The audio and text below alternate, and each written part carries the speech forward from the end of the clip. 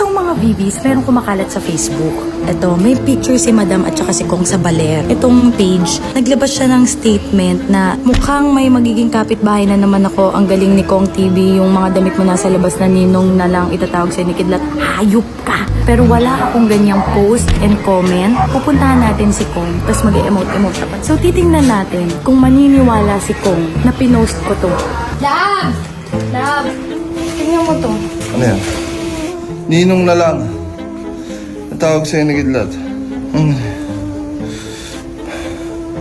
Ba't ka kasi nagpo-post ng ganyan? Ikaw ba nag-post niyan? Di ba ikaw nagpo-post niyan? Di ka na nagpo-post ng ganyan. Ako to. Legit yan? Ikaw ba nag-post niyan? Oo. Hindi ka naman nagpo-post ng ganyan eh. Yung mga damit mo nasa labas na yung damit ko. Wala pa nga sa labas oh. Kung ikaw nag-post niyan, di dapat nasa labas na yung damit ko. Ah, saan? Wala naman ako damit sa labas. Saan? Ilagay mo na sa labas? Ikaw ba nag-post niyan? To.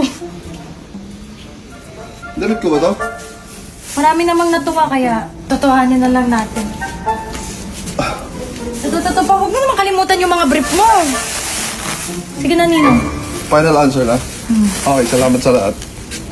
Sa lips pa rin para ano. Ninong na lang eh. Hindi Close. na dapat sa lips yun. Closure lang.